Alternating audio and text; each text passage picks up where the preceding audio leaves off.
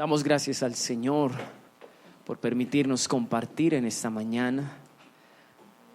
Efesios capítulo 5. Vamos a ir a la escritura hoy. Hay una palabra muy linda para nosotros. Esta semana he orado al Señor y la próxima para que Él nos dé el mensaje del primero. He entendido algunas cosas, pero le pido al Señor que, como siempre en su fidelidad, nos hable. Seguramente el próximo domingo vamos a hacer un paréntesis de lo que estamos viendo en secuencia. Estamos viendo la serie de Hijos de Luz. Esta es nuestra cuarta predicación de Hijos de Luz. Amén. Y una de las cosas más lindas que he entendido a través de este mensaje es que hay una naturaleza en los hijos de luz. Hay un carácter en los hijos de luz. Cuando hablamos de hijos de luz, estamos hablando del resultado, el producto de que Cristo esté en nuestro corazón, de que nosotros hayamos conocido al Señor. Amén. Es una identidad que tenemos en Él. Y por resultado obvio, nosotros tenemos que mostrar y manifestar esa naturaleza. Amén. Y un aspecto muy lindo que tocó Javier el domingo pasado es la naturaleza y el carácter del amor. Y es lo que vamos a compartir en esta mañana. Voy a continuar con lo que nuestro amado Javier nos compartió el domingo pasado. Así que vaya conmigo a Efesios capítulo 5. Verso 1. Antes de comenzar, solo quiero recordar 4 aspectos que Dios nos habló a través de Efesios 4 cuando compartimos por primera vez acerca de este mensaje. La manera en la que yo vivo, amado, la manera en la que usted vive debe manifestar que Cristo está en usted y que usted conoce a Cristo. En otras palabras, yo puedo evidenciar en la forma en la que yo actúo, en la que yo hablo, en la que me relaciono con mi prójimo, si realmente Cristo está en mí y si realmente le conozco. Mi estilo de vida debe afectarse después de que yo conozca a Dios. Una cosa es antes de conocer a Dios, cómo yo vivía mi vida, y otra muy distinta es ahora que le conozco. Y esa forma de vida tiene que diferenciarse.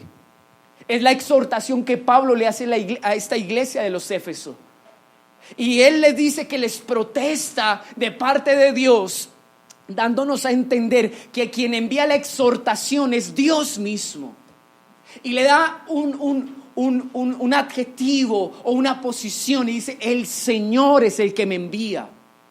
O sea, el dueño de sus vidas. En otras palabras, ustedes no deben vivir como viven, porque ustedes no son de ustedes, son de Dios. Amén. Y hablábamos también que una característica o una evidencia de que yo he conocido a Dios es mi dependencia hacia Él.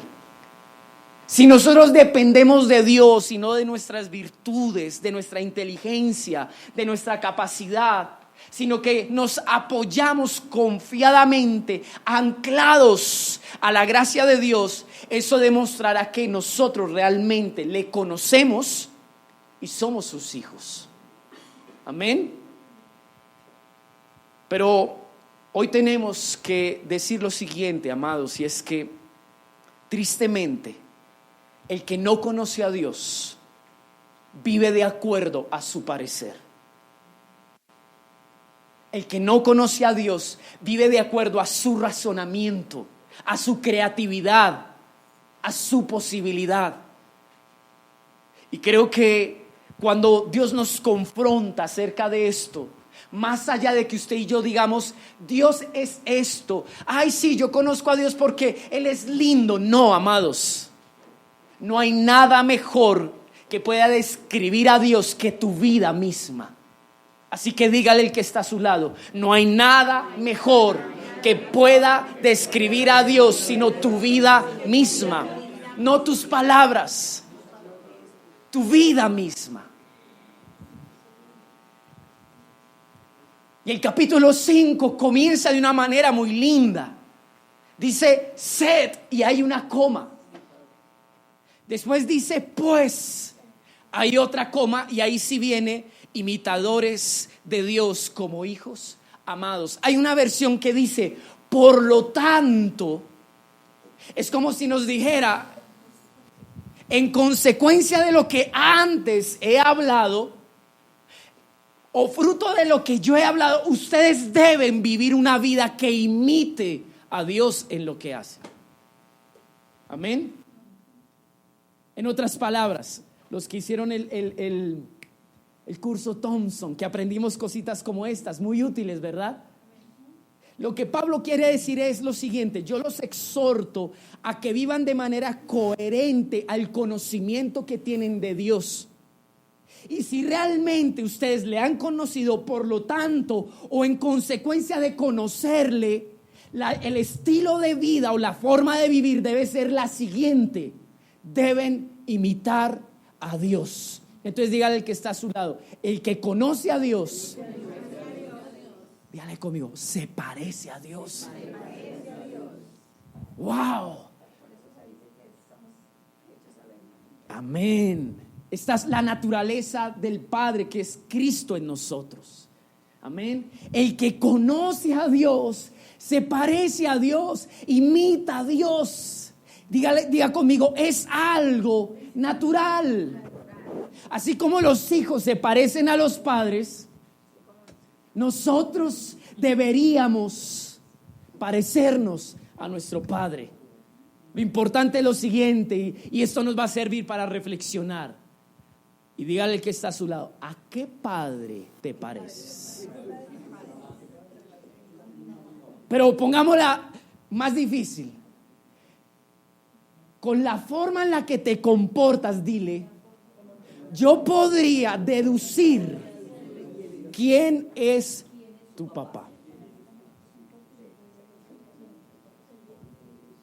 Por eso Jesús alguna vez le dice a los fariseos, ustedes son de su padre el diablo. Si fueran del Padre, no se comportarían así. Ahí está la aplicación de esto que estamos viendo. No estarían pensando en asesinarme, ni usarían palabras ultrajantes. Ese es el contexto de esa confrontación de Jesús. Si ustedes fueran del Padre Dios, no se comportarían así. La actitud, la hostilidad, el odio, las manifestaciones de su alma, lo único que revelan es que ustedes son hijos de su padre el diablo. ¡Wow! Me sorprende esta palabra porque es muy fuerte. Y lo primero que el apóstol Pablo está aclarando es que nosotros debemos ser. Dígale al que está a su lado, usted y yo debemos ser. Si conoces a Dios, debes ser como Dios. No debes ser Dios, sino debes ser como Dios. La palabra sed viene de un griego que significa o traduce hacer lo que sea necesario o hacer que sea real. Irónicamente, Pablo le dice a la iglesia de Éfeso, si conocen a Dios, si son de Dios, pues hagan lo necesario o lo que sea necesario para que ustedes evidencien que son de Dios. Amén. ¿Está conmigo? Cuando hablamos de imitar, esta palabra es muy linda, amados, porque tiene que ver con hacer algo de la misma manera. Inmediatamente el apóstol Pablo nos indica cómo ser hijos de Dios. Diga conmigo, nos plantea una manera. Porque yo no puedo decir yo soy hijo de Dios a mi manera, sino debe ser a la manera de Dios. La palabra imitar tiene que ver con que el patrón que yo imito no es algo que yo me invento, ni que sale de una ocurrencia, ni de mi parecer. Implícitamente yo tengo que observar. ¿Para qué? Para que eso marque el punto de referencia y así yo sepa qué debo hacer. Por eso usted va a encontrar en los evangelios a Jesús hablando que yo digo lo que he oído, yo hago lo que he visto. Jesús imitó al Padre en lo que hacía. Y cuando él habló de ello, habló de lo que implica ser uno. Y él rogaba al Padre y le decía: así como yo he sido uno en ti, yo quiero que ellos sean uno contigo. La unidad que yo tengo con Dios me está expresando que yo he aprendido, diga conmigo, a ver y a oír. Leía un texto en mi devocional diario esta semana y dice que Dios no le concedió al pueblo de Israel tener corazón, ni oídos, ni ojos para entender. Vio milagros, vio señales y prodigios, así los describe. Pero ese pueblo durante 40 años nunca tuvo corazón, no tuvo ojos, ni tuvo oídos para comprender, para conocer a Dios. Amado, mire, y esta semana le he orado y le he clamado: Padre, por favor, danos corazón, danos oídos, danos ojos para conocerte. Porque podemos pasarnos la vida entera asistiendo a una iglesia, orando, viendo la grandeza de Dios, sin siquiera poder conocerle. Y lo más triste aquí es esto: había un cortocircuito en su relación con Dios, hablando de esta iglesia frente a Dios. No le veían ni le oían. Ya habíamos hablado un poquito de eso el domingo antepasado, ¿verdad? No voy a hablar de lo mismo, pero vamos a hablar de algo muy lindo. Mire lo que dice todo el texto. Sed pues, verso 1 del capítulo 5, imitadores de Dios. ¿Cómo qué? Esa es la manera. ¿Cómo debo imitar a mi Padre? Como un hijo amado. ¿Qué representa y qué significa ser un hijo amado? Y me sorprende porque la palabra hijo amado no solamente tiene que ver con descendencia, sino tiene que ver con producir algo, con engendrar. ¿Sabía usted que usted y yo espiritualmente tenemos el esperma de Dios? Tenemos el ADN de Dios. La palabra lo describe, la simiente de Dios. Y voy a explicarle algo muy especial. Para mí fue algo muy lindo. Esto es doctrina a nivel kindergarten. Tan obvia, tan predecible, pero tan necesaria a momentos. Cosas quizás que usted sepa, pero hoy vamos a recordar dándole un sentido diferente para nosotros. Amén. Mire esta versión, la lenguaje sencillo dice: ustedes son hijos de Dios y Él los ama. Por eso deben tratar de ser como Él es. Lo lindo de esta versión es que la motivación por la cual yo debo parecerme al Padre recae en su amor. ¿Me entendió o no me entendió? ¿Cuál es la misma motivación que me lleva a mí a querer aprender de Dios, a querer oír de Dios y luego parecerme a Él? Que Él me ha amado. Diga conmigo: mi motivación para ser como Él es que Él me ha amado. Nadie que no entienda, que no conozca a Dios en su amor podrá ser como Él es. Nadie que no haya experimentado el poder transformador del amor de Dios en su vida jamás podrá vivir como Él es, o vivir a Dios en su vida. Suena simple, amados, pero aquí está el meollo del asunto. Si no conocemos el amor genuino y verdadero, jamás podremos vivir para Dios. Y al que está a su lado: si tú no tienes un encuentro con el amor de Dios, difícilmente podrás vivir para Él.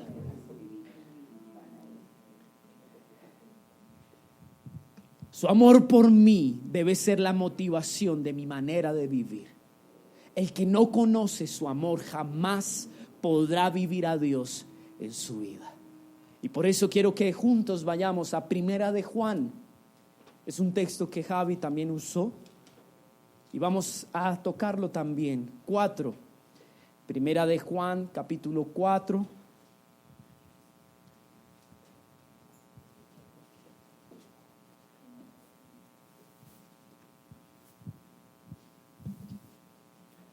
¿Ya está ahí?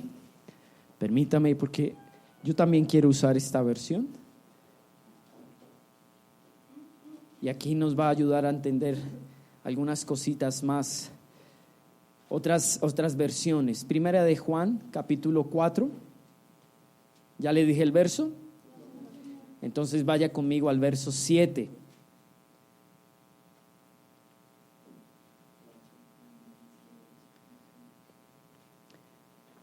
Dice: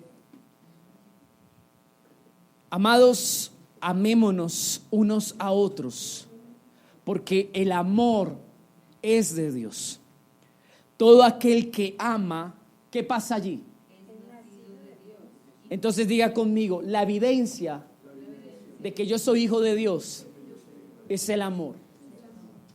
Si hay amor en mí, diga conmigo, si hay amor en mí, eso me identifica como hijo de Dios. Ahora, amado, el tema hoy es entender qué es amor. El tema hoy es comprender cuál es el amor de Dios. El amor, según el mundo, son caricias, son abrazos, son palabras, son intenciones, son relaciones sexuales, son regalos. No sé si se ha dado cuenta, pero hoy nuestras generaciones a temprana edad dicen: mamá, papá, me enamoré, es que la amo. ¿Verdad que sí? Y ha perdido la connotación real esa palabra. Es una palabra muy especial. Pero el amor del mundo, amado, no tiene nada que ver con el amor del Padre. La palabra amor traduce ágape.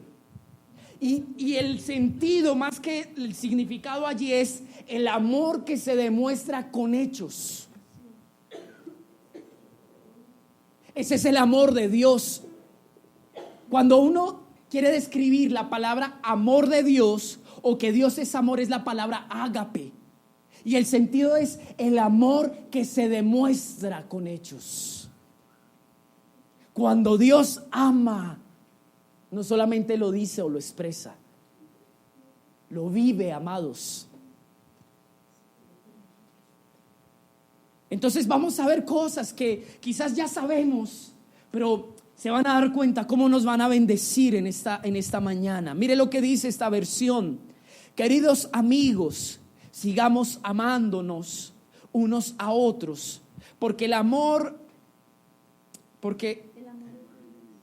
es que se me apagó. Aquí ya. Porque el amor viene de Dios. Todo el que ama es un hijo de Dios y conoce a Dios. ¿Cuál era la exhortación de Pablo a la iglesia de Éfeso? Que ellos vivían evidenciando que no conocían a Dios. Entonces, ¿cómo vive el que sí conoce a Dios? Diga conmigo, amando. ¿Cómo vive el que sí conoce a Dios? Amando. Tan sencillo. ¿Cómo vive el que sí conoce a Dios? Ama. Ama. Pero el verso 8 dice: pero el que no ama no conoce a Dios. El que no ama, ¿qué pasa? Entonces dígale al que está a su lado: hoy tú y yo vamos a saber si realmente amamos. Eso no es un problema, amados. Descubrir si conocemos a Dios no es un problema. Por el contrario, nos abre una puerta de oportunidad para que entonces reflexionemos hoy. Si hemos pensado que conocemos a Dios, pero no hemos andado y vivido en amor, entonces hay que reevaluar muchas cosas en este día. Pero diga conmigo, lo más bonito es que a Dios se conoce por medio del amor. ¿Usted quiere conocer a Dios? Si hoy salimos cuestionados porque no conocemos a Dios, evidenciando que no amamos, lo más bonito es que solo a través del amor vamos a conocer a Dios. ¿Está enredado? ¿Está claro? Es simple. Diga conmigo, kindergarten. ¿Te gusta mi inglés? Excelente. Muy bien. Mire lo que dice aquí, el verso 9. Dios mostró cuánto nos ama al enviar a su único Hijo al mundo. ¡Wow! ¿Cuál fue la manera en la que Dios mostró su amor? Mire, amado, yo le voy a pedir que usted hoy trate de quitar muchos esquemas que se meten en este concepto. Pensamos que Dios nos ama cuando Él nos suple una necesidad. Pensamos que Él nos ama cuando nos responde de acuerdo al deseo de nuestro corazón. Pensamos que Dios nos ama solamente porque nos cuida. No, amados. La única manera en la que Dios decidió revelar, dar a conocer cuánto nos ama es a través de la persona de Jesucristo. Si usted no sabe hoy si es amado o no por Dios, o no ha sentido el amor de Dios, amado, yo le voy a invitar a que conozca a Cristo. Cuando usted entienda quién es Cristo y lo que Cristo ha hecho por nosotros, usted va a conocer a Dios. Tan simple. ¿Se acuerda que le había dicho que esto es kindergarten? Porque es muy simple. ¿Cómo podríamos conocer a Dios? Por medio de la persona de Cristo. Es más, me parece muy lindo. Dice que en esto se mostró su amor. La palabra mostrar es poner en evidencia. Y cuando usted y yo pensamos en la palabra evidencia, estamos hablando de pruebas. ¿Se acuerda lo que significa la palabra amor? Que es la misma palabra ágape. El amor que se muestra ¿qué? Con hechos. Coherentemente el Padre dijo: voy a darle una prueba a este mundo que yo lo amo. La evidencia de que realmente lo amo está en Cristo Jesús. Si celebráramos la Navidad con esa connotación, este mes, el único que aparecería en los carteles no sería Papá Noel ni los duendes, sino la imagen de nuestro Señor dando su vida por nosotros. La Navidad no es un regalo, no son un par de medias ni una camiseta blanca, es la vida de Cristo para nosotros. Mire lo que dice Dios habla hoy. Dios mostró su amor hacia nosotros al enviar su Hijo único al mundo para que tengamos vida por Él. Lo más lindo del amor de Dios, diga conmigo, es que tuvo un propósito. Diga, porque cuando Dios ama, ama con propósito. ¿Se dan cuenta que es muy distinto al amor del mundo? El amor del mundo no está basado en propósito. El amor del Padre sí. ¿Cuál era el propósito que sustentaba y motivaba su amor en Cristo o a través de Cristo? ¿Cuál era el propósito? Dígale al que está a tu lado, dile que el amor de Dios te dio vida. ¿Cuál era el propósito del amor? Darnos vida, amados. Darnos vida. No había otra razón distinta sino darnos vida. El concepto de darnos vida, amados, abarca el hecho que cuando usted y yo estábamos en nuestro pecado, viviendo de acuerdo al deseo de nuestro corazón, sin poder decidir, porque éramos esclavos de ese pecado y atados nuestros miembros. Pero el amor de Dios tenía ese propósito: liberarte de esa vida, de esa condición, sacarte de ese estado de muerte. Efesios, vaya conmigo, 2. Mire lo que dice. Verso 1 al 2. Y Él os dio vida a vosotros cuando estabais muertos en vuestros delitos y pecados, en los cuales anduvisteis en otro tiempo, siguiendo la corriente de este mundo, conforme al príncipe de la potestad del aire, el espíritu que ahora opera en los hijos de desobediencia, entre los cuales también todos nosotros vivimos en otro tiempo, en los deseos de nuestra carne, haciendo la voluntad de la carne y de los pensamientos, y éramos por naturaleza hijos de ira, lo mismo que los demás. Cuando usted y yo escuchamos en la Escritura que el Padre nos amó para darnos vida, no solamente está apuntando a un lugar en la eternidad para disfrutar de la vida eterna. Está hablando que el propósito del amor del Padre era perdonar tu pecado, era limpiar tu pecado, era librarte de tu pecado, sacarte de esa condición que para Dios era muerte. Traernos a vida quiere decir que existimos en Él y para Él. Que lo que antes nos había separado de Dios por medio de su amor, ahora nos acerca a Dios. ¿Saben qué es vida? Disfrutar de una relación correcta con el Padre a través de su amor, que es su perdón en la cruz. ¿Cuál fue el propósito del amor del Padre? Darnos vida y lo que eso implica. Si yo, amado, no conozco su perdón y me he perdonado y la culpa se ha ido, yo no conozco a Dios. Si yo todavía ando en condenación por lo que fue mi vida, yo no conozco a Dios. Si a mí todavía me gobierna mi carne, mis pensamientos, esa naturaleza de pecado, eso es una evidencia que yo no conozco a Dios. Que no he tenido un encuentro con el amor que transforma y que cambia. Porque ¿cuál era el objetivo del amor? Dígale que está a su lado. ¿Era abrazar? ¿Era hacerte sentir bonito? ¿Cuál era el objetivo del amor? Dar vida. Dar una vida distinta.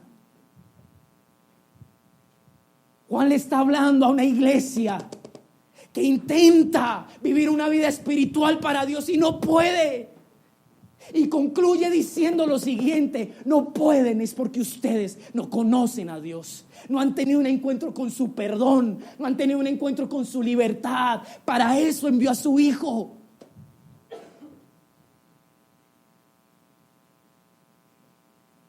Por eso tan sencillo como esto: si yo no he sentido el perdón de Dios, ¿se acuerdan que en eso consiste el amor? Que Él me ame primero, o sea, Él me dio el ejemplo porque yo no sabía amar. Yo no sabía perdonar. Yo no sabía libertar a otro de una deuda que tenía contra mí. Entonces el Padre, al amarme, al perdonarme, me enseñó para yo hacerlo con otros. Yo no voy a poder vivir una vida de prójimo si antes yo no he tenido una relación con Él en ese sentido. Imposible, amado.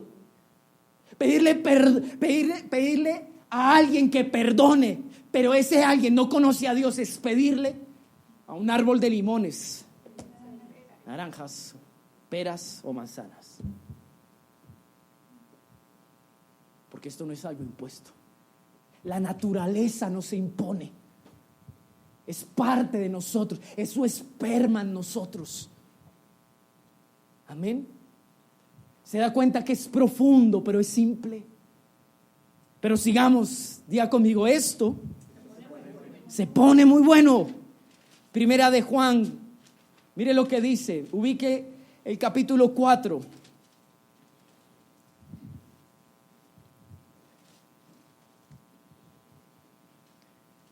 Verso 10, dice esta versión: en esto consiste el amor verdadero, no en que nosotros hayamos amado a Dios, sino que Él nos amó a nosotros y envió a su Hijo como sacrificio para quitar nuestros pecados. Mire que aquí añade algo más.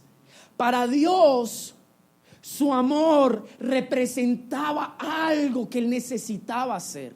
El original me parece muy lindo porque en el 10, la última parte, dice: y envió a su hijo en propiciación por nuestros pecados.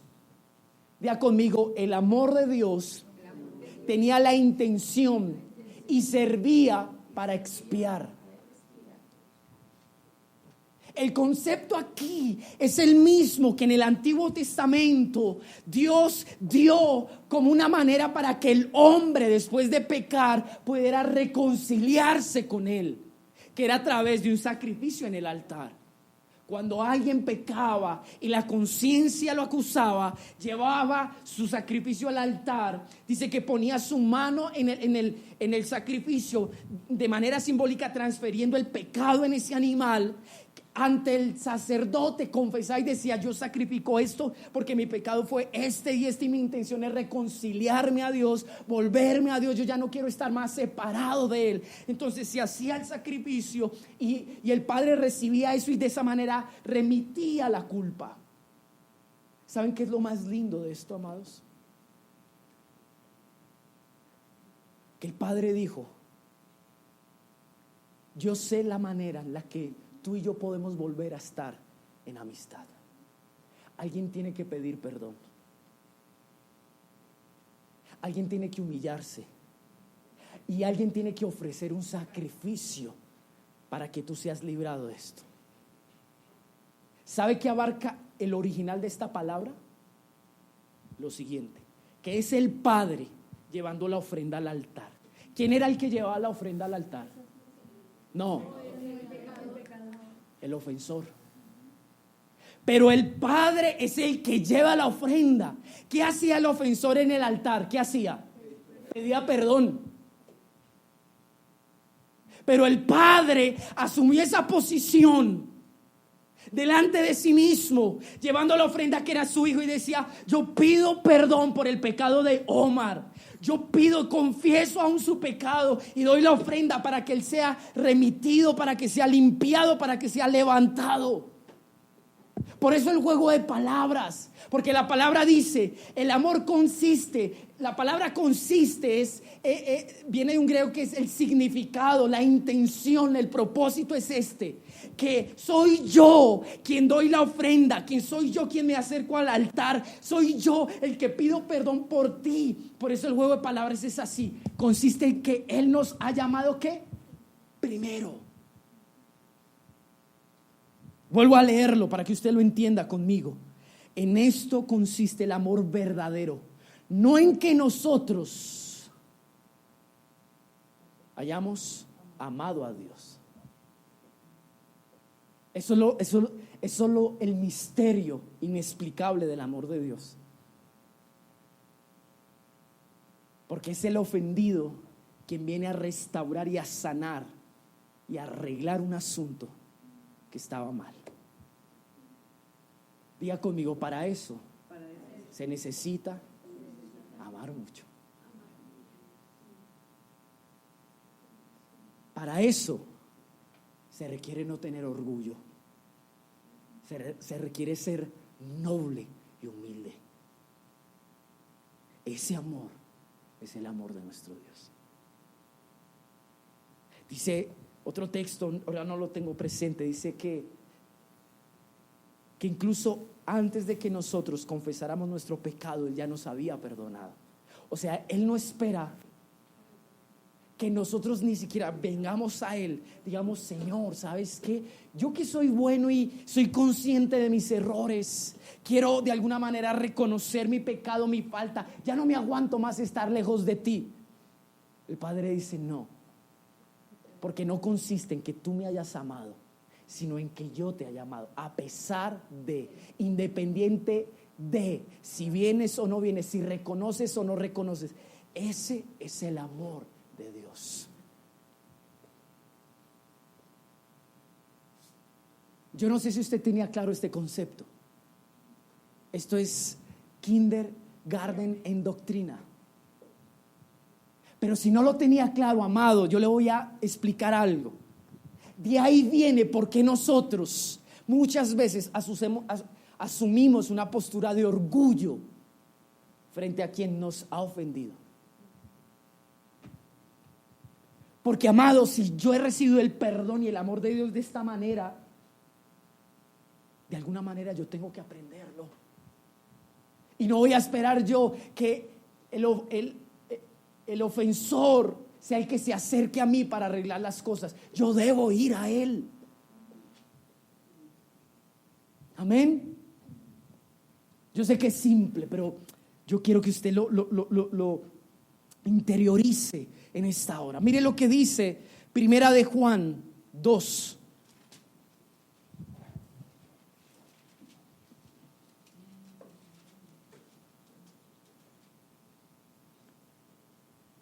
Verso 2. Y Él es la propiciación por nuestros pecados. Y no solamente por los nuestros, sino también por los de todo el mundo. Alguien, no sé si tiene otra versión, léalo. ¿Cómo dice? Él mismo es el sacrificio que pagó por nuestros pecados, y no solo los nuestros, sino también los de todo el mundo. Ok. Para el Padre, el Hijo fue el sacrificio, fue la cuota, fue la entrega necesaria para reconciliación. La base del amor de Dios, amados, no es otra más, sino restaurar al hombre para poderlo reconciliar con Él. El que vive el amor de Dios disfruta de una relación plena con Dios. Dígale al que está a su lado: el que vive el amor de Dios disfruta de una relación plena con Él. Porque la razón por la cual el Padre envía a su Hijo fue efectiva. Hebreos relata que nosotros éramos un sacerdocio débil, así lo describe, débil, que era insuficiente, incluso habla la palabra imperfecto, pero era insuficiente nuestro sacrificio, porque, amados, nos hubiera tocado toda la vida estar matando un becerro para poder reconciliarnos una y otra vez con Dios. Pero Hebreos dice que Él murió una vez y para siempre. Es más, confronta a ese pueblo y les dice: no es que ustedes vuelvan a pecar y otra vez toque colgar al Señor, tratando de darle trascendencia al concepto de que fue tan suficiente que ya no hay más que hacer. Se completó la obra, se realizó. Diga conmigo: el amor de Dios es suficiente para que yo pueda relacionarme plenamente con el Padre. Amén. Yo empecé a describirle lo que es el amor de Dios para poder concluir más adelante en lo que nos compete a nosotros. Amén. Solamente estoy describiendo un poquitito. Vaya conmigo a Juan. Aquí vamos a ver un aspecto más del amor de Dios. Juan capítulo 15.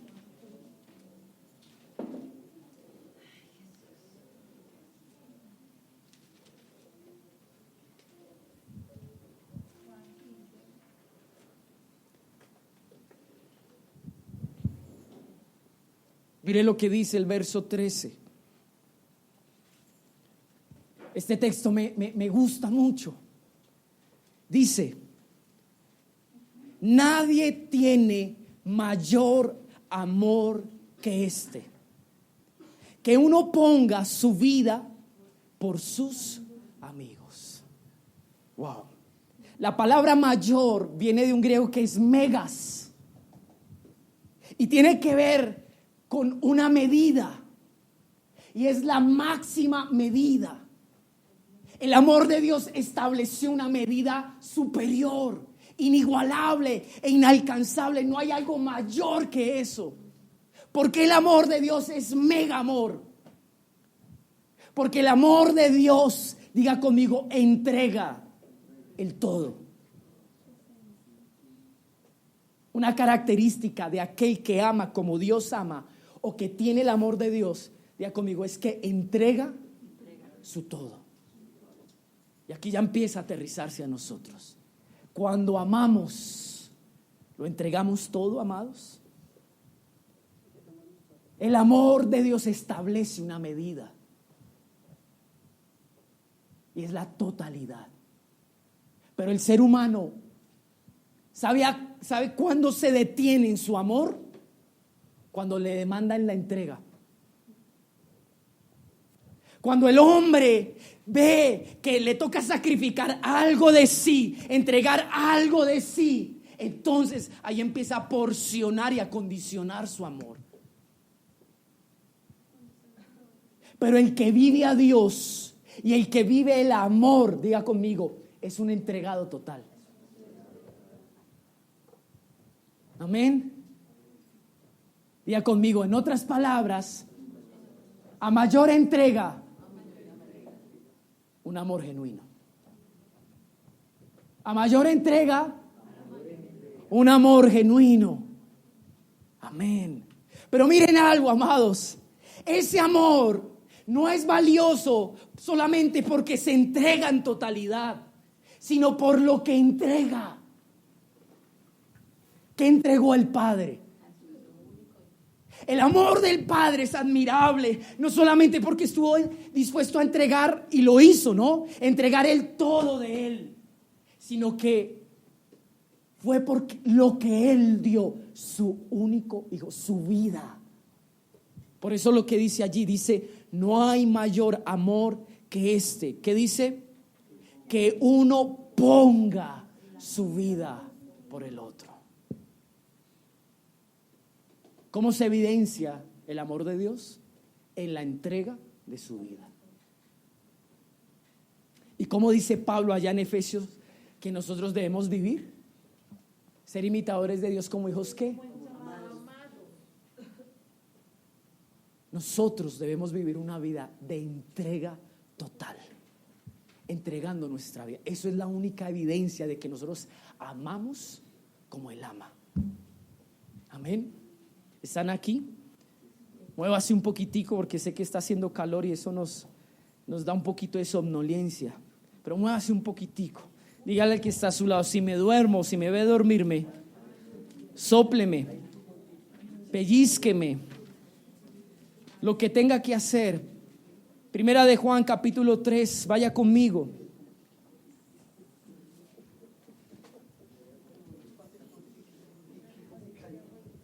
Menos mal no estamos en un segundo piso o en una altura.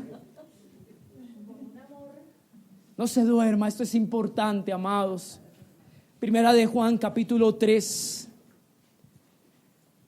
verso 16. En esto hemos conocido el amor. En otras palabras, a través de lo que viene, vamos a saber si realmente, amados, usted y yo, realmente conocemos y comprendemos lo que es amar.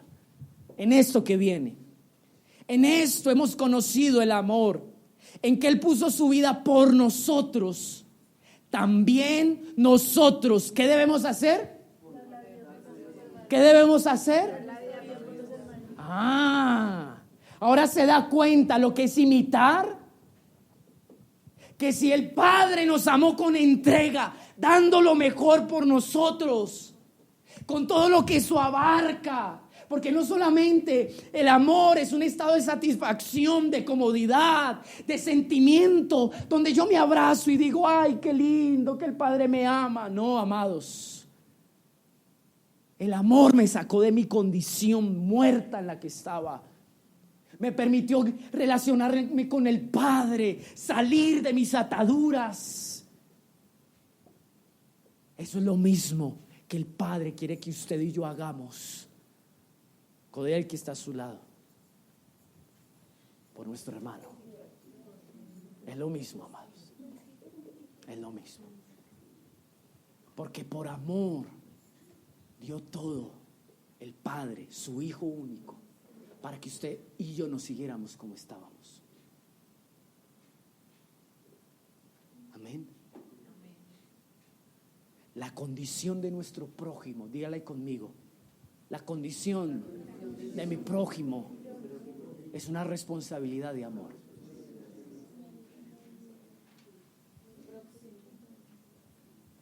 Amén. No sé si usted quería escuchar este mensaje, pero es necesario que aprendamos a amar como Él nos ama. Y dice, pero el que tiene bienes de este mundo, mire la práctica y la forma en la que se va a aplicar el amor en este contexto. Pero el que tiene bienes de este mundo y ve a su hermano tener necesidad y cierra contra él su corazón, ¿cómo mora el amor de Dios en él? El hombre, la iglesia, nosotros estamos llenos, amados, de indiferencia, de egoísmo. No nos importa el de al lado. ¿Por qué sufrimos en fechas como estas? Porque mientras que unos pueden reunirse en torno a una mesa decorada con un buen alimento, hay muchos, amados, que lloran la soledad. Pero usted y a mí no nos importa. Porque el ser humano, mientras que pueda suplir lo suyo, está cómodo y tranquilo y feliz. Se siente amado. ¿Usted cree que Dios lo amó para que usted y yo fuéramos indiferentes, insensibles y egoístas? Es errado, amados. Eso es errado. Es errado. Diga, Dios me amó para que yo aprendiera a tener misericordia. Es una de la naturaleza del amor de Dios, es esa, amado, la misericordia. Porque lo que hizo que el Padre se moviera a amarnos, ¿qué fue? La misericordia. Él nos vio y dijo, me compadezco de verlos así. Pero nosotros no nos compadecemos, pero es que es difícilmente alguien nos compadece, amados. Difícilmente. Y yo exhorto a la casa a que sea una casa que se ame. Ahora que somos pocos es fácil.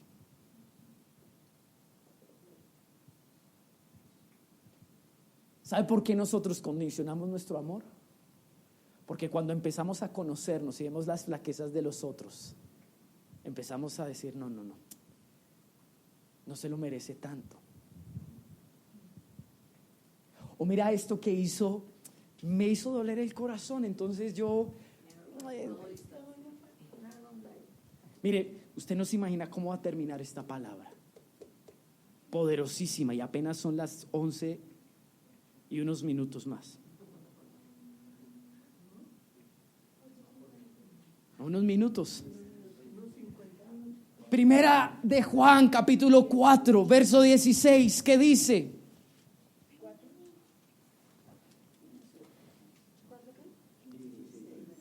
Y nosotros hemos conocido y creído el amor que Dios tiene para con nosotros.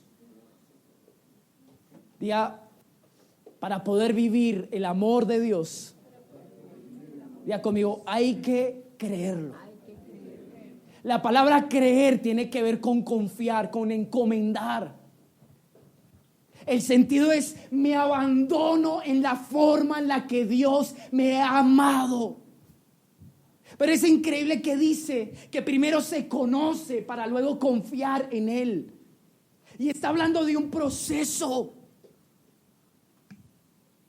Está hablando de el paso a paso que todo nacido de nuevo, o que todo antes de nacer de nuevo debe vivir. Y es que en la medida que Cristo se revela, usted va siendo convencido y usted va a empezar a decidir y dice, yo voy a confiar mi vida a este amor, a su perdón, que me limpia, que me transforma, que me cambia, que me permite vivir una vida diferente para Él. Doctrina básica. Pero si no tuviéramos deficiencias en esas áreas, seríamos una iglesia que se ame. Mire lo que dice, amados, capítulo 5, ahí adelante, verso 1, porque aquí le añade un ingrediente especial. Todo aquel que cree que Jesús es el Cristo, ¿qué dice? Es nacido de Dios. Esta semana, hablando con alguien, me decía que era increíble las cosas que se están viendo, no a nivel de iglesia, no era una crítica en cuanto a eso, sino haciendo referencia de lo que Jesús dijo, que en los últimos tiempos vendrían falsos cristos y que la gente diría, allá está Cristo, no, está por acá. Y el Señor exhortaba e invitaba a que permaneciéramos en Él. Usted sabe que Cristo, más que un nombre, es un título. Se los he enseñado, ¿verdad? No es un nombre, es un título. La palabra Cristo traduce el que es escogido para. La palabra hebrea es el Mesías. Y yo entiendo algo. Para Dios, Cristo fue el instrumento para revelar lo que en respuesta Él quería darle a su pueblo. Por eso la palabra dice que quizás en los últimos tiempos va a haber muchas personas que dicen que son la respuesta de Dios, que su mensaje son la respuesta de Dios. Y dirán, allá está Cristo. La palabra Cristo es eso, el que Dios dio para cumplir sus promesas, para dar su respuesta a su pueblo. ¿Y saben qué es lo que dice aquí? Que todo aquel que comprende y entiende que lo único importante que se puede recibir de Dios como respuesta y cumplimiento a su promesa es la figura y lo que representa Cristo. ¿Qué representa Cristo? Su perdón, su amor, la forma en la que Él reconcilió al mundo con Él. Y el que ha puesto su mirada en eso, amado, realmente es un hijo de Dios. Voy a ampliárselo. Todo aquel que haya tenido un proceso de renovación, de transformación, de nacimiento de nuevo en cuanto a dejar su naturaleza vieja por causa de la obra de Cristo en su corazón, ese es el único que puede dar testimonio que es hijo de Dios. Amén. No sé si ya lo sabía, ya lo sabíamos, yo sé, pero quiero que lo comprenda y se lleve eso en su corazón. Mire lo que dice Efesios otra vez, volvamos allá. 5.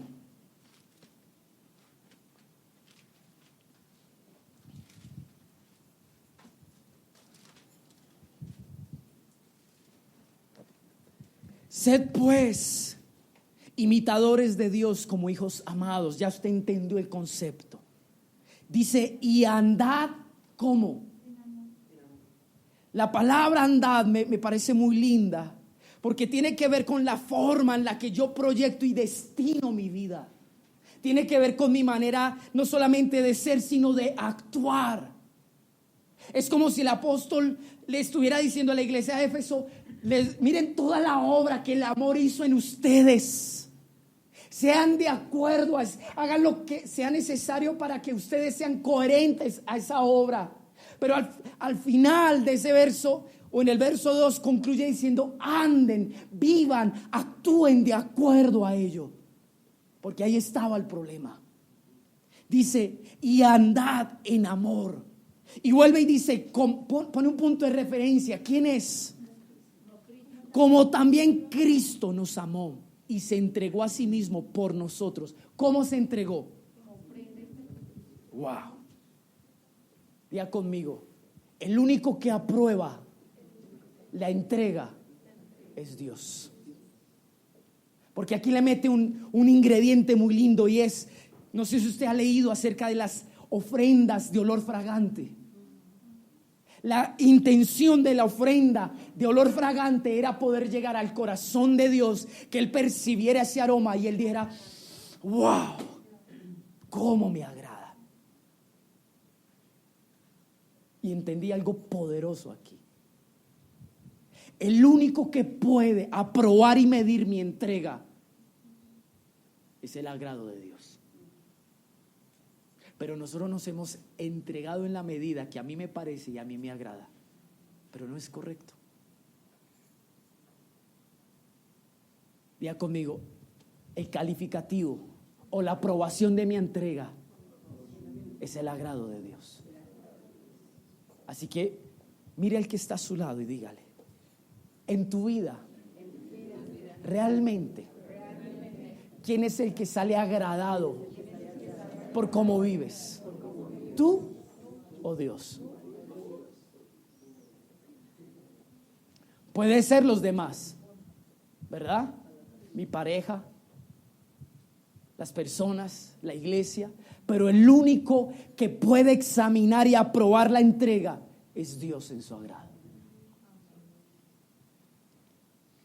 Porque Dios quiere que nosotros seamos una casa que amemos e imitemos a Dios en el amor. Vaya conmigo a Mateo, capítulo 5.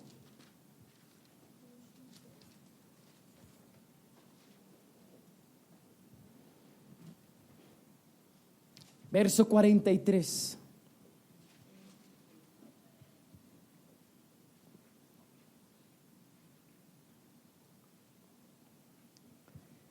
Voy a leer esta versión, me gusta mucho. Esta es otra orden, verso 43, que dio Moisés hace muchísimo tiempo.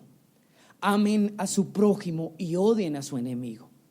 Pero ahora yo les digo, amen a sus enemigos y oren por quienes los maltratan. Así demostrarán que actúan como su Padre Dios. ¿Cuál fue la sugerencia del apóstol Pablo en el capítulo 5 de Efesios? Que nosotros, ¿qué hagamos? Imitemos ¿a quién? A Dios. ¿En qué? En su amor. Y mire lo que dice aquí: amen a sus enemigos, oren por quienes los maltratan. De esa manera o así demostrarán que actúan como su Padre Dios. Wow, amados. Porque inmediatamente nos coloca una circunstancia. Nos muestra cómo Dios ama a alguien que es su adversario. La palabra enemigo viene de un griego que es ir en contra de. ¿Cuántos tienen enemigos aquí? Yo sé que usted no levanta la mano, pero yo sé que usted pensó en personas. No sé si todos, pero sé que algunos pensaron en alguien. O en varios. Es increíble que esta escritura dice que la naturaleza y el carácter del amor de Dios no se limita a la condición del hombre. Eso es lo que habíamos visto ahorita. Pero en este contexto aún ni siquiera se limita a que ese hombre esté haciendo cosas que vayan en contra del mismo Dios. Y eso me parece aún más especial. Porque que uno humanamente no ame a alguien porque no se lo merece, uno dice, bueno. Pero que uno le toque amar a alguien que le está haciendo daño a uno, wow, amado. Vuelvo y reitero, para eso, diga conmigo, para eso se necesita amar perdonando.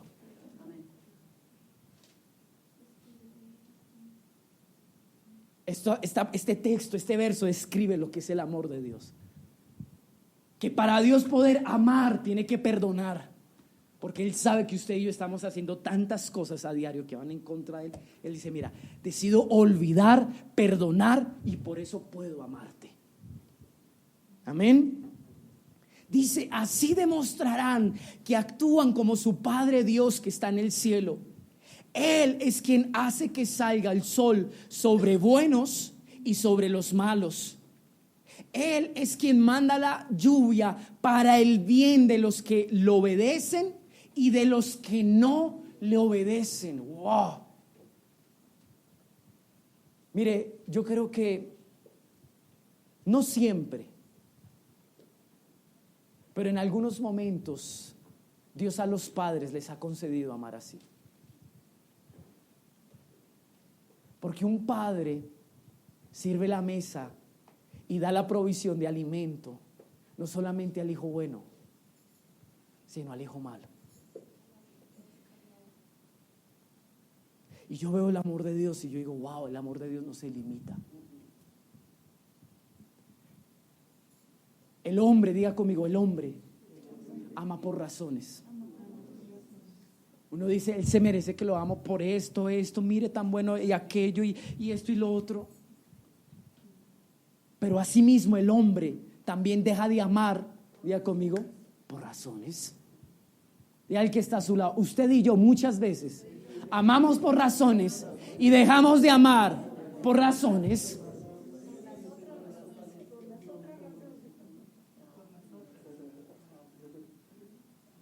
Pero el Padre dice, yo voy a hacer salir el sol, porque yo sé que si no sale el sol, esta gente deja de comer. Su trabajo se vuelve en vano. Empiezan a sufrir necesidad. Si yo no amara, dejaría de soltar la lluvia, y esta gente necesita y depende de ella para vivir. Y ahí entendí algo poderoso. Dios podría manipular para que lo amaran. Y Él podría decir, si no me aman, no les doy. Pero Dios no es así. Los hombres sí, ¿no?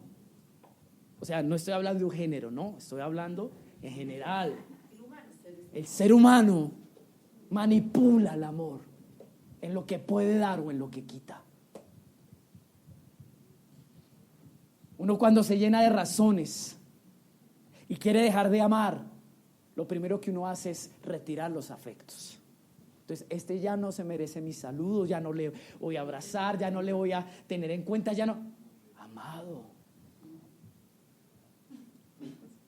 se da cuenta que nosotros no hemos imitado a Dios en esto.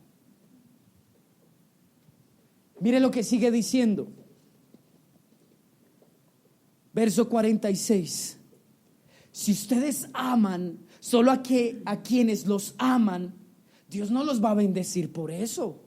Recuerden que hasta los que cobran impuestos, está hablando de los publicanos, para Roma también aman a sus amigos. Está describiendo el amor del ser humano. El amor del ser humano está condicionado a. El publicano ama al que está en su negocio y al que de alguna manera le ayuda a que su negocio ¿qué? Pero el amor de Dios no está motivado a que usted haga algo por Él o para Él. ¿Sabía eso usted? Mira, hay gente de nosotros que jamás va a hacer algo para Dios y por Dios, y Dios lo seguirá amando, porque ese es Dios. Y al final concluye con algo que, ay, amado. Verso 48. Ustedes deben ser, ¿cómo? ¿Cómo debemos ser? ¿Cuál es la intención y el asunto de la predicación del día de hoy? Ser como Dios. ¿Cómo es Dios? ¿Cómo es Dios, amados? Diga al que está a su lado, Dios es perfecto. Wow. La palabra perfecto tiene que ver con una palabra muy linda que es teleios. Y la palabra teleios traduce como algo que está completo, que no le falta nada, que es íntegro. Amén. Amén o no amén. Amén. Miren algo muy lindo aquí, amados. La palabra perfecto tiene que ver o está haciendo alusión a alguien que es adulto y por lo tanto ha adquirido carácter y es maduro. En otras palabras, la palabra perfecto está describiendo que Dios es maduro en su carácter, que Dios no es inmaduro. En otras palabras, amar condicionando es un acto de inmadurez o es la demostración de que es un amor inmaduro. Y nosotros somos inmaduros. Amamos como niños. Estos días me acordaba de algo que uno solía decir en las Navidades. Si a uno no le daban un regalo, uno lo primero que decía es: mi mamá no me quiere. ¿Saben por qué? Porque ese es el concepto que tenemos de amor. Ese es el concepto que tenemos de amor, amados. Dios no nos da algo y lo primero que usted y yo pensamos es que y si vemos que alguien tiene eso que yo quería y que Dios se lo dio, entonces ¿qué uno piensa? Dios sí lo ama a él, a mí no me ama. Porque el amor inmaduro es ese es el amor inmaduro. Pero el amor maduro, perfecto, como es Dios, es un amor íntegro. Es más, la palabra perfecto es bien desarrollado. Que creció, que no se quedó enano ni estancado. ¿Saben qué dice esta palabra en el sentido espiritual para nosotros? Que Dios quiere que maduremos, en que su carácter sea formado en nosotros. Imitar a Dios, diga conmigo, imitar a Dios es parte de un proceso de madurez. Y voy a leer la Reina Valera para que usted vea algo. Dice, pero yo os digo, verso 44. La palabra amada aquí es demostrar con hechos. Amad a vuestros enemigos. Diga conmigo, el primer nivel. Ese es el primer nivel, amar a los que están en contra de nosotros. Diga conmigo, para amar así, diga conmigo, hay que dejar el orgullo para perdonar. Si usted hoy, evaluando la naturaleza de su amor para saber si es el de Dios, y hoy puede decir a conciencia, mire, de verdad, que es que yo he dejado de lado el orgullo y he aprendido a perdonar y perdono para amar, yo le digo, ahí vamos, primer nivel, amén. Miren la cuota que nos están poniendo. Segundo, bendecid a los que os maldicen. Y esa es tremenda, ya le voy a decir por qué. La palabra bendecir, amados, tiene que ver con hablar bien. Y la palabra maldecir es desear mal. ¿Usted hablaría bien del que le desea su mal? Para poder amar a alguien así, ¿qué se necesita?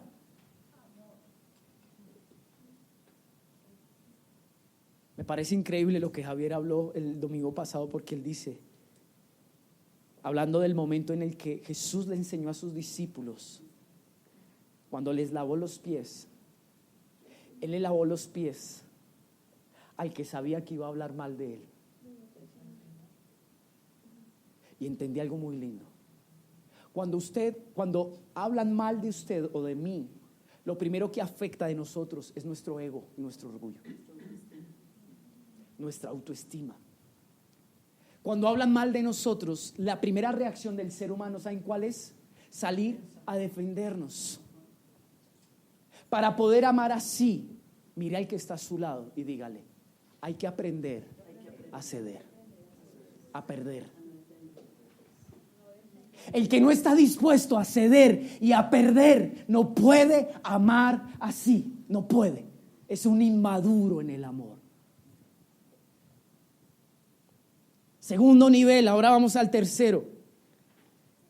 Haced bien, esta me pareció tremenda, a los que os aborrecen. La palabra aborrecer es detestar o amar menos. Mire, yo puedo revisar en mi vida y yo sé que hay personas que a mí no me aman. No son muchas, gracias al Señor. No sé si usted tiene en su vida personas que no le aman. De verdad, amado, que usted lo ha intentado, pero no nos aman. Que eso es lo peor también, ¿no? Y la palabra hacer bien me parece muy linda, porque es actuar con bondad. ¿Cómo yo voy a actuar con bondad con alguien que me detesta?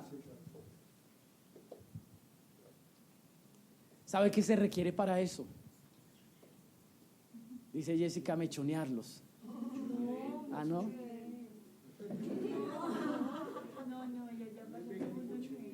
Diga conmigo, para hacer el bien. Diga conmigo, para hacer el bien, yo tengo que tener una motivación correcta en el corazón. Porque yo puedo servir a otros motivado en que voy a recibir un buen trato, pero yo cómo servirle a alguien que yo sé por ende que a mí me va a maltratar. Mi conclusión como ser humano natural y carnal es lo siguiente: pues yo ni le hablo, ¿Para qué? Eso es ser masoquista. Pero para poder hacer el bien a alguien que me detesta, yo tengo que tener la motivación correcta. ¿Saben cuál es? Dígale, no esperar nada a cambio. Mire, con esto estoy describiendo la naturaleza del carácter del amor de Dios. Y así Él quiere que nosotros seamos. Último nivel, y ese me parece tremendo. Dice, oren por los que los ultrajan y persiguen. La palabra orar es suplicar a Dios. Ese es el original. Es rogar a Dios por algo. Es lo que hizo el Padre. ¿Se acuerda que se lo expliqué? ¿En qué consiste el amor? ¿Qué hacía uno en el altar? Uno rogaba y suplicaba. ¿Qué suplicaba? El Padre fue al altar con su ofrenda. ¿Quién era su ofrenda? Su Hijo. ¿A quién estaba representando? ¿Por qué pecados estaba pidiendo perdón? ¿Por los de Él? Por eso la Escritura, cuando dice que Él llevó en sí mismo el pecado, está hablando de eso. Él lo asumió como si fuera de Él, aunque Él no pecó.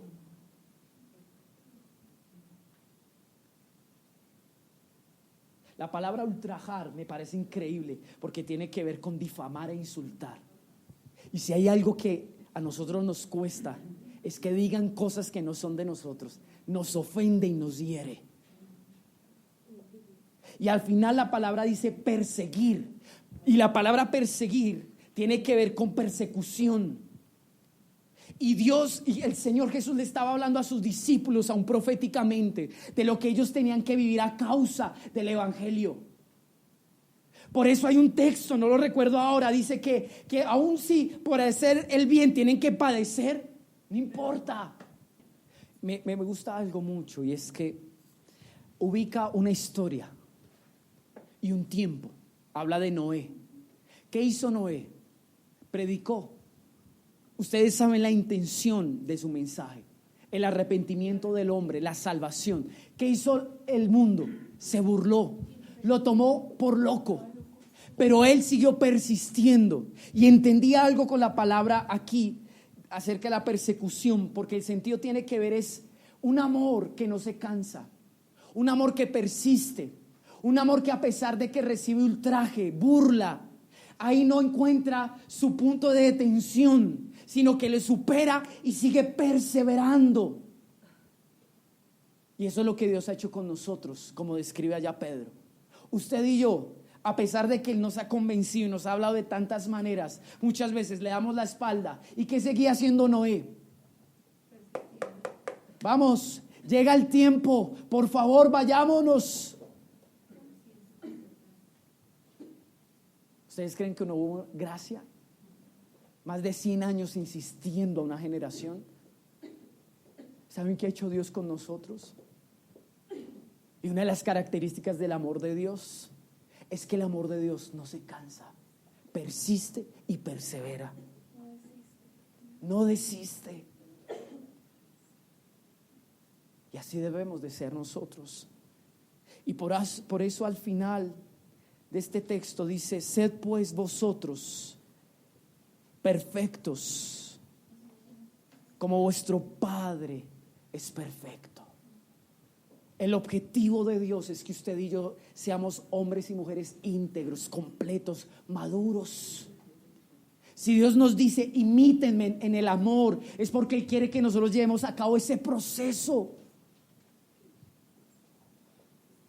Amado, todo el que ama de manera genuina debe entregarse total, porque es una renuncia al yo, al orgullo, a la autodefensa, a la justicia propia, a la autosatisfacción. Debemos amar así. El que conoce a Dios ama así, o está en el proceso para poder amar de esa manera. Amén.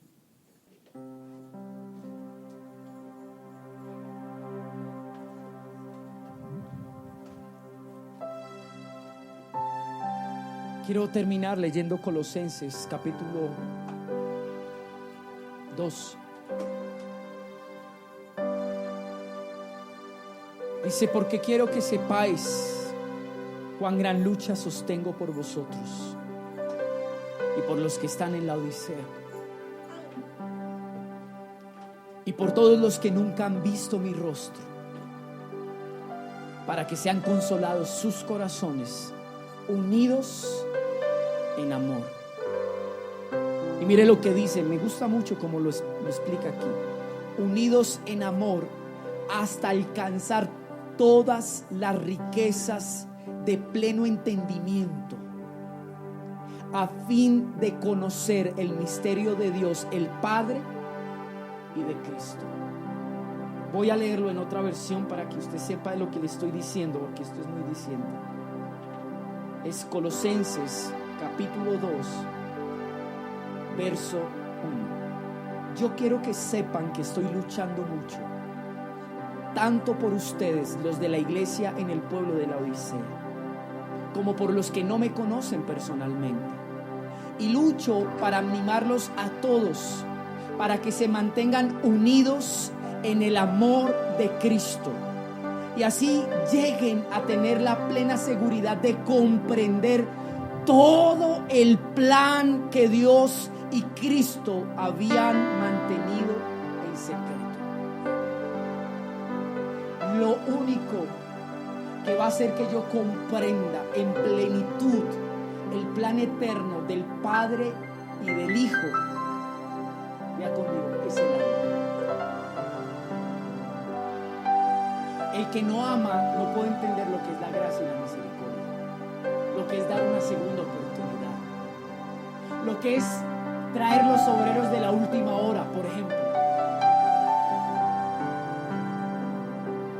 Solo a través del amor vamos a poder comprender ese plan eterno.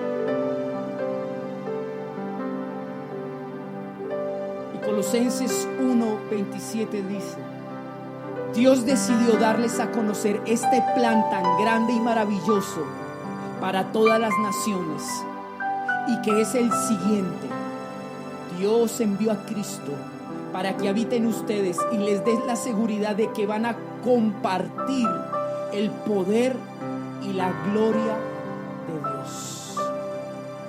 Solo a través de Cristo nosotros vamos a poder participar de ese propósito eterno. Necesitamos conocer el amor, no el del mundo, sino el de Dios, a Cristo Jesús.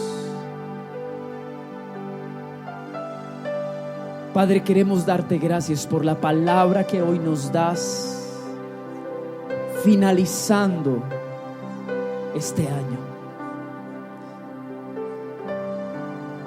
Nos hablas de amarnos.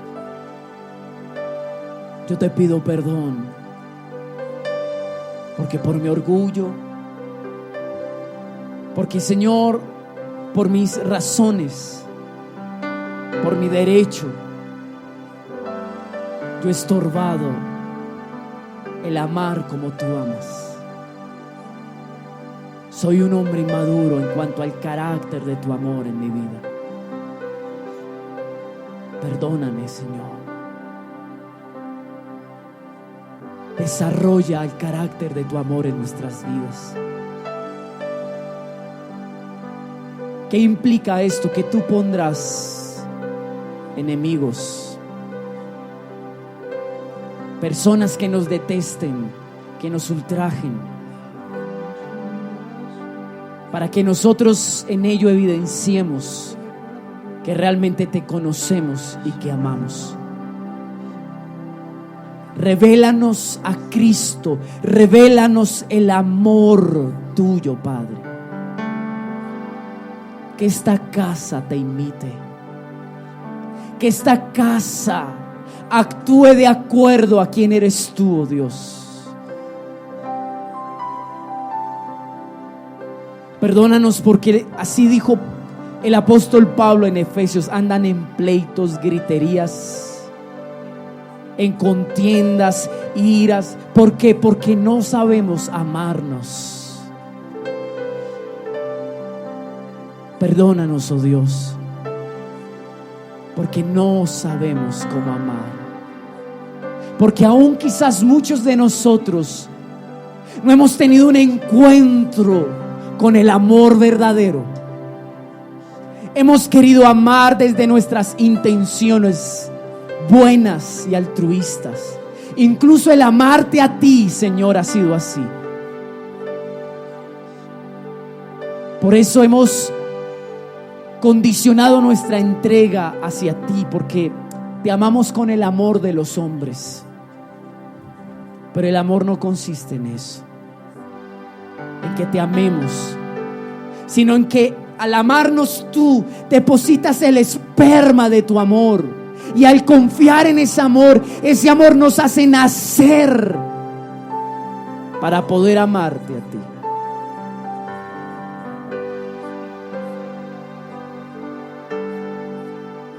Señor, que tu amor nos sane, que tu amor nos restaure, que tu amor nos limpie.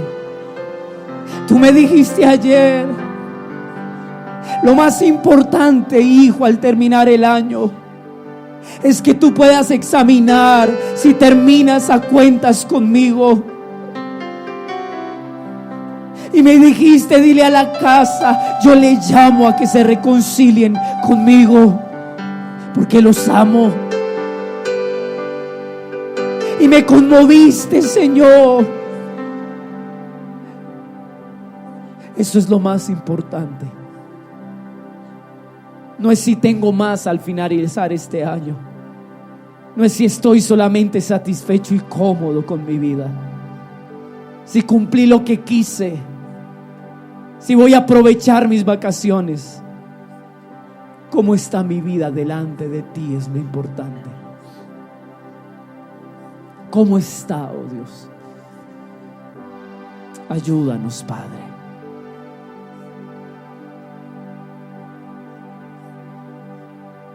Iglesia,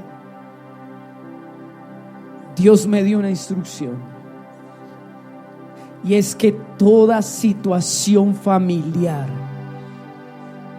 entre esposos, entre padres e hijos, entre hermanos y entre esta casa en general, nosotros, si hay una situación de discordia, de pleito, debe solucionarse, debe arreglarse, porque por causa de esto es que Dios nos ha hablado, y Dios quiere que seamos una casa que se mantenga unida en el amor. No entenderemos el propósito de Dios con preparando el camino al Rey si no estamos unidos en el amor, porque este amor es lo que puede hacer que nosotros permanezcamos unidos. Gracias, Padre, por tu palabra. Gracias por hablarnos de esta manera. Gracias por habernos conducido todo este año. Estoy agradecido, Dios, porque no sabíamos, porque no entendíamos cosas, y tú nos has ayudado. Y hoy queremos reconocer tu inteligencia, tu creatividad, tu sabiduría y perfección. Te mereces la gloria y el honor al culminar este año, porque nos llevaste más allá de lo que imaginábamos y pensábamos, porque nos capacitaste y nos llevaste por caminos que no conocíamos, y nos has adiestrado con tu gracia. Enfrentamos el 2017 con valentía y esfuerzo. Tú me dijiste esta mañana, el 2017 es el tiempo determinado para el nuevo comienzo. Inicia, es inicio de tiempos.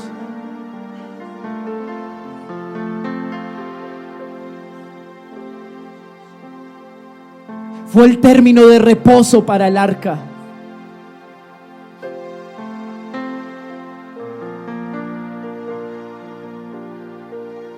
Inició un nuevo tiempo. Y es la confirmación de eso para nuestras vidas.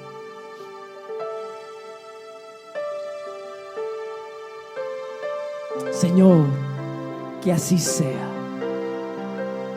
Bendigo tu casa, sus familias, sus hijos.